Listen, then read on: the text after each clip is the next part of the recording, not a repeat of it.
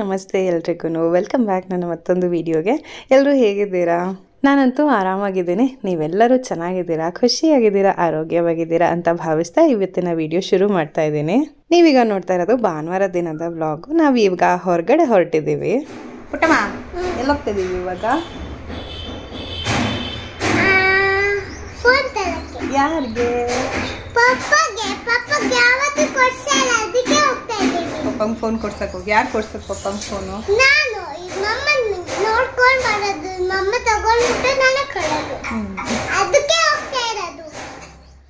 ಅದೇ ಸಮನ್ವಿ ಹೇಳ್ದಂಗೆ ನಾವಿವಾಗ ಜಾನುಗೆ ಫೋನ್ ತರಕ್ಕೆ ಹೋಗ್ತಾ ಇದ್ದೀವಿ. ತುಂಬ ದಿವಸದಿಂದ ಜಾನು ಫೋನ್ ತಗೊಳ್ಬೇಕು, ಚೇಂಜ್ ಮಾಡಬೇಕು ಅಂತಾನೆ ಇದ್ದ.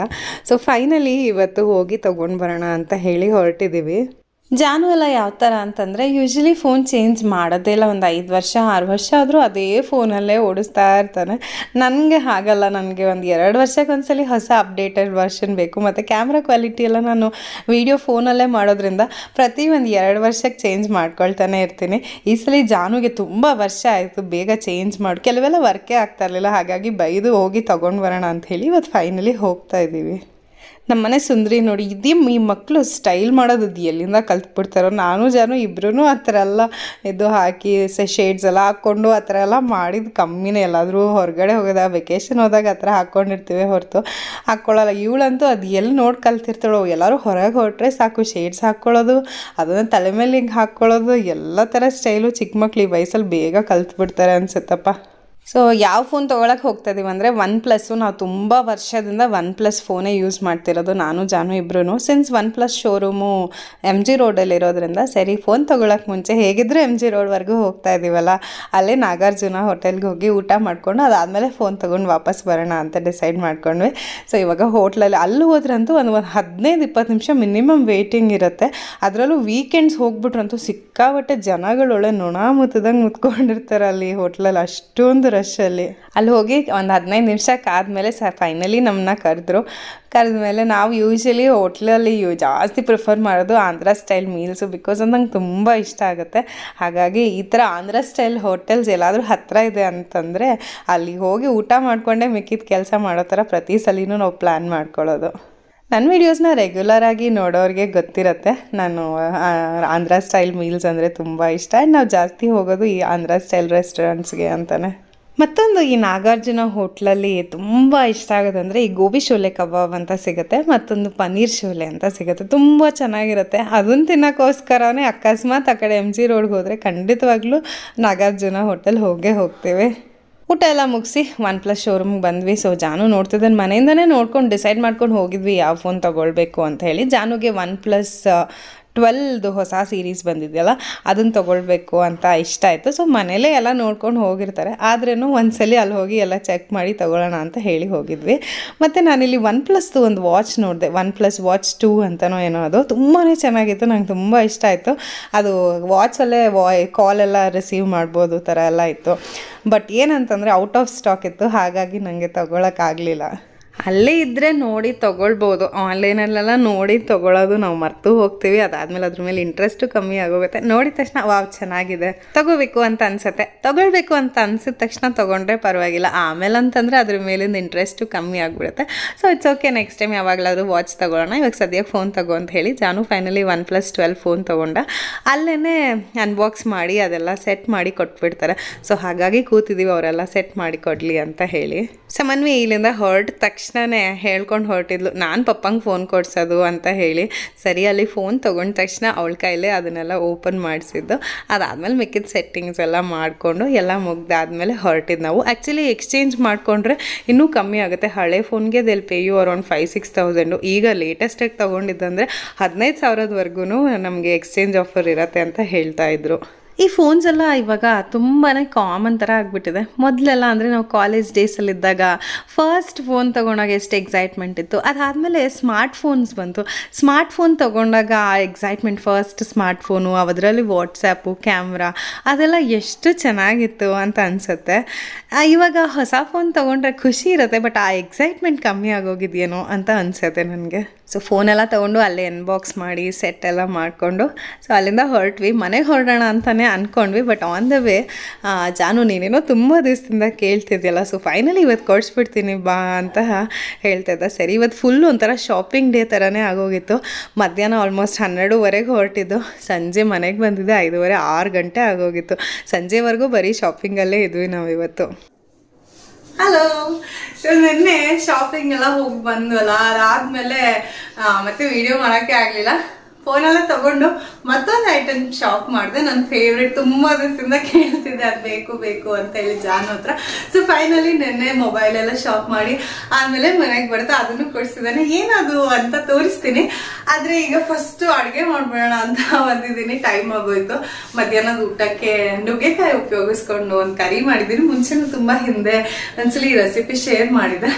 ಸೊ ಈಗ ಮತ್ತೊಂದ್ಸಲಿ ಅದೇ ರೆಸಿಪಿ ತೋರಿಸ್ತಾ ಇದ್ದೀನಿ. ಸುಮಾರು ಜನ ಮಿಸ್ ಮಾಡ್ಕೊಂಡಿರ್ಬೋದು, ಬಟ್ ರೆಸಿಪಿ ಮಾತ್ರ ತುಂಬ ಚೆನ್ನಾಗಿರುತ್ತೆ. ನುಗ್ಗೆಕಾಯಿ ಸ್ವಲ್ಪ ಗೊಜ್ಜು ಅಥವಾ ಪಲ್ಯ ಥರ ಮಾಡ್ಬೋದು, ಚೆನ್ನಾಗಿರುತ್ತೆ. ಸೊ ಮೊದಲು ಅದನ್ನು ಮುಗಿಸಿ ಅದಾದ್ಮೇಲೆ ನಾನು ಏನು ತಗೊಂಡಿದ್ದೀನಿ ಅಂತ ತೋರಿಸ್ತೀನಿ.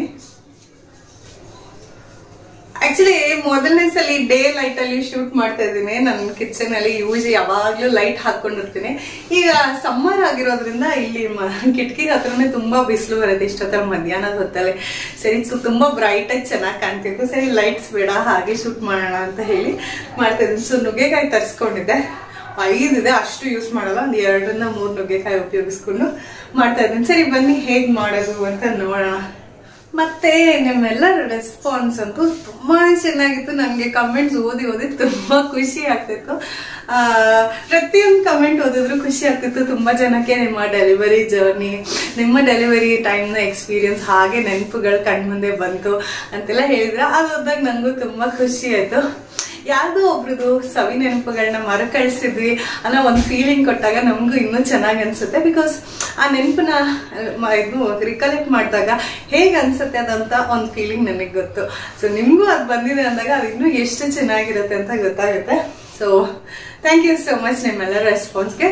ಮತ್ತೆ good news, pregnancy news announce ಮಾಡಿದಾಗ ನೀವೆಲ್ಲರೂ ತುಂಬ ಜನ ಕಂಗ್ರ್ಯಾಚುಲೇಟ್ ಮಾಡಿದ್ದೀರಾ. ಎಲ್ಲರಿಗೂ ಥ್ಯಾಂಕ್ ಯು ಸೋ ಮಚ್. ಮತ್ತಿಲ್ಲಿ ಅಡುಗೆ ಮಾಡೋಕ್ಕೂ ಮುಂಚೆ ಕೆಲವುದು ಗ್ಲಾಸ್ ಜಾರ್ಗಳನ್ನೆಲ್ಲ ತೊಳೆದಿಟ್ಟಿದ್ದೆ. ಈ ಸಾಸಿವೆ ಜೀರಿಗೆ ಎಲ್ಲ ಹಾಕ್ಕೊಂಡು ಇಟ್ಕೊಂಡಿರ್ತೀನಲ್ಲ ಅಲ್ಲಿ, ಅದೆಲ್ಲ ತೊಳೆದಿಟ್ಟಿದೆ. ಅದು ಅಲ್ಲದೆ ಗ್ಯಾಸ್ ಪಕ್ಕನೇ ಇರೋದ್ರಿಂದ ಒಂದು ಸ್ವಲ್ಪ ಜಿಡ್ಡಾಗಿರುತ್ತೆ. ಆಗಾಗ ವಾರಕ್ಕೊಂದು 10 ದಿವಸಕ್ಕೊಂದ್ಸಲಿ ತೊಳೆದಿದ್ರೆ ತುಂಬಾ ಗಲೀಜಾಗಿಬಿಡುತ್ತೆ. ಸರಿ, ತೊಳೆದಿಟ್ಟಿದೆ ಒಣಗಲಿ ಅಂತ ಹೇಳಿ. ಆಮೇಲೆ ಫಿಲ್ ಮಾಡ್ಕೊಳ್ಳೋಣ ಇವಾಗ ಸದ್ಯಕ್ಕೆ. ಮತ್ತು ಊಟಕ್ಕೆ ಲೇಟ್ ಆಗೋದ್ರೆ ನನಗೆ ತುಂಬ ಹಶ್ವಾಗಕ್ಕೆ ಶುರುವಾಗೋಗುತ್ತೆ. ಹಾಗಾಗಿ ಈಗ ಒಂದು ಸ್ವಲ್ಪ ಟೈಮ್ ಊಟ ಮಾಡೋದು ಪ್ರಾಕ್ಟೀಸ್ ಮಾಡ್ಕೊತಾ ಇದ್ದೀನಿ. ಅಂದರೆ ಏನು ಗೊತ್ತಾ, 2 ಅವರ್ಸ್ ಒಂದ್ಸಲಿ ತುಂಬ ಹಶ್ವಾಗ್ತಾ ಹೋಗುತ್ತೆ. ಇವಾಗಂತೂ ಮುಂಚೆ ನನಗೆ ಆ ಥರ ಎಲ್ಲ ಇರಲೇ ಇಲ್ಲ, ಹಶ್ವನದೇ ಗೊತ್ತಾಗ್ತಿರ್ಲಿಲ್ಲ. ಈಗಂತೂ 2 ಅವರ್ಸ್ ಆಗಿ ಒಂದು ಸ್ವಲ್ಪ ಹೊತ್ತಾಗಿದ್ರೇ ಏನಾದ್ರು ತಿನ್ನಲಿಲ್ಲ ಅಂತಂದರೆ ತುಂಬ ತಲೆ ಸುತ್ತೆಲ್ಲ ಬರೋಕ್ಕೆ ಶುರುವಾಗೋಗುತ್ತೆ. ಇದೆಲ್ಲ ನನಗೆ ತುಂಬ ಹೊಸದು ಅನಿಸ್ತದೆ. ಯಾಕಂತಂದರೆ ಸಮನ್ವಿ ಪ್ರೆಗ್ನೆನ್ಸಿನಲ್ಲಿ ಇಷ್ಟೆಲ್ಲ ನನಗೆ ಏನೋ ಗೊತ್ತಾಗ್ತದೆ. ನಂಗೆ ಹಶ್ವೇ ಇರಲಿಲ್ಲ ಸಮನ್ವಿ ಪ್ರೆಗ್ನೆನ್ಸಿನಲ್ಲಿ. ಮತ್ತು ಬಯಕೆಗಳು ಅಂದರೆ ಕ್ರೇವಿಂಗ್ಸ್ ಅಂತ ಏನೂ ಇರಲಿಲ್ಲ. ಆದರೆ ಇವಾಗಂತೂ ತುಂಬ ಹಶ್ವಾಗುತ್ತೆ. ಅದು ತಿನ್ನಬೇಕು ಇದು ತಿನ್ನಬೇಕು ಅಂತ ಕ್ರೇವಿಂಗ್ಸ್ ಎಲ್ಲ ಸ್ಟಾರ್ಟ್ ಆಗ್ತಿದೆ. ಅಂದರೆ ನಾನು ಎಂದೂ ಆಸೆ ಪಡೆದಿರೋ ಕೆಲವು ಐಟಮ್ಸ್ ಎಲ್ಲ ತಿನ್ನಬೇಕು ಅಂತ ಅನ್ನಿಸುತ್ತೆ ನನಗಿವಾಗ. ಅದೇ ಪ್ರೆಗ್ನೆನ್ಸಿ ಅನ್ನೋದು ಎಲ್ಲರಿಗೂ ಒಂದೇ ಥರ ಇರೋದಿಲ್ಲ. ಅಂದರೆ ಒಬ್ಬರೇ ವ್ಯಕ್ತಿಗೂ ಸೇಮ್ ಇರೋದಿಲ್ಲ. ಮೊದಲನೇ ಪ್ರೆಗ್ನೆನ್ಸಿ ನನಗಂತೂ ಟೋಟಲಿ ಡಿಫ್ರೆಂಟ್ ಇತ್ತು. ಇವಾಗಂತೂ ಇನ್ನೂ ಡಿಫ್ರೆಂಟ್ ಆಗಿದೆ. ಆ್ಯಂಡ್ ಇದಂತೂ ತುಂಬ ಹೊಸದಾಗಿದೆ. ತುಂಬ ಸುಸ್ತು ಮಾಡಿಬಿಡ್ತು ನನ್ನ ಫಸ್ಟ್ 3 ಮಂತ್ಸ್. ತುಂಬಾ ಸಫರ್ ಮಾಡಿದೆ ನಾನು. ಬಟ್ ಇವಾಗ ಸ್ವಲ್ಪ ಸ್ಟೇಬಲ್ ಆಗಿದ್ದೀನಿ.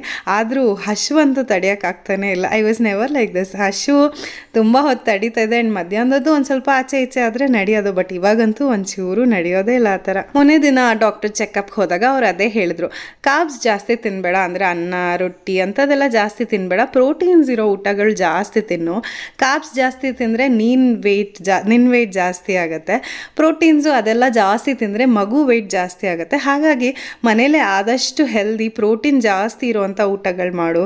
ಪ್ರತಿದಿನ ಪ್ರೋಟೀನ್ ತಿನ್ನಲೇಬೇಕು. ಬೆಳಗ್ಗೆ ಮಧ್ಯಾಹ್ನ ರಾತ್ರಿ 3 ಹೊತ್ತಿನ ಊಟದಲ್ಲೂ ಪ್ರೋಟೀನ್ ಇರಲೇಬೇಕು. ಆ ಥರ ನೋಡ್ಕೊಂಡು ಊಟ ಮಾಡು ಅಂತ ಹೇಳ್ತಾ ಇದ್ರು. ಹಾಗಾಗಿ ಜಾಸ್ತಿ ಪ್ರೋಟೀನ್ ಮತ್ತು ಫೈಬರ್ ರಿಚ್ ಇರೋ ಊಟಗಳು ಮಾಡೋದಕ್ಕೆ ಪ್ರಯತ್ನ ಮಾಡ್ತಾ ಇದ್ದೀನಿ ಇವಾಗ ಪ್ರತಿದಿನ. ಮುಂಚೆ ಆಗಿದ್ದರೆ ಅಷ್ಟು ತಲೆ ಕೆಡಿಸ್ಕೊಳ್ತಾ ಇರಲಿಲ್ಲ, ಪ್ರೋಟೀನ್ ಇರಲೇಬೇಕು, ಫೈಬರ್ ಇರಲೇಬೇಕು ಅಂತ. ಫೈಬರ್ಗೆ ಪ್ರತಿದಿನ ತರಕಾರಿ ಏನಾದರೂ ಇದ್ದೇ ಇರುತ್ತೆ, ಹಾಗಾಗಿ ಅಷ್ಟು ಪ್ರಾಬ್ಲಮ್ ಇಲ್ಲ. ಪ್ರೋಟೀನ್ ಅಂತೂ ಎಕ್ಸ್ಟ್ರಾ ತಿನ್ನಬೇಕು ಅನ್ನೋ ಒಂದು ಕಾನ್ಷಿಯಸ್ ಮೈಂಡ್ಸೆಟ್ ಇರಲಿಲ್ಲ. ಈಗ ಇನ್ನೊಂದು ಜೀವ ನನ್ನೊಳಗಡೆ ಬೆಳೀತಿರೋದ್ರಿಂದ ಸ್ವಲ್ಪ ಕಾನ್ಷಿಯಸ್ ಎಫರ್ಟ್ ಹಾಕಬೇಕಾಗತ್ತೆ. ಸೊ ಪ್ರೋಟೀನ್ ದಾಲ್ ಆಗಿರ್ಬೋದು, ಸೋಯಾ ಆಗಿರಬಹುದು, ಪನ್ನೀರು ಇದೆಲ್ಲ ಸ್ವಲ್ಪ ಜಾಸ್ತಿ ತೊಗೊಂಡ್ರೆ ಒಳ್ಳೆಯದು ಅಂತ ಹೇಳ್ತಾಯಿದ್ರು. ಆದರೆ ಮೊಟ್ಟೆ ಸಹ ತಿನ್ನಿ, ಎಗ್ ವೈಟ್ಸಲ್ಲಿ ಪ್ರೋಟೀನ್ ಜಾಸ್ತಿ ಇರುತ್ತೆ ಅಂತ ಹೇಳ್ತಾ ಇದ್ರು ಡಾಕ್ಟ್ರು.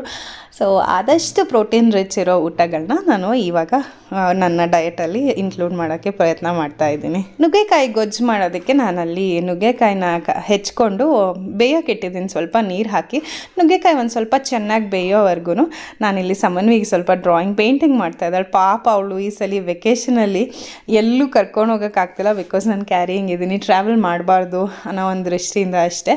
ಕಾರಲ್ಲಿ ಸ್ವಲ್ಪ ಡಿಸ್ಟೆನ್ಸಿಗೆ ಟ್ರಾವೆಲ್ ಮಾಡ್ಬೋದು, ಬಟ್ ತುಂಬ ದೂರ ಎಲ್ಲ ಹೋಗೋಕ್ಕಾಗಲ್ಲ, ಅಥವಾ ಫ್ಲೈಟೆಲ್ಲ ಯೂಸ್ ಮಾಡೋದು ಬೇಡ ಅಂತ. ಇವಾಗ ಸೆಕೆಂಡ್ ಟ್ರೈಮಿಸ್ಟರ್ ಸೇಫ್ ಸ್ವಲ್ಪ, ಆದ್ರೂ ಯಾಕೆ ಬೇಡ ರಿಸ್ಕು. ಇದೊಂದು ವರ್ಷ ಹೋಗದಿದ್ರೆ ಪರವಾಗಿಲ್ಲ, ಮುಂದಿನ ವರ್ಷದಿಂದ ಎನಿವೇಸ್ ಹೋಗ್ಬೋದಲ್ವಾ.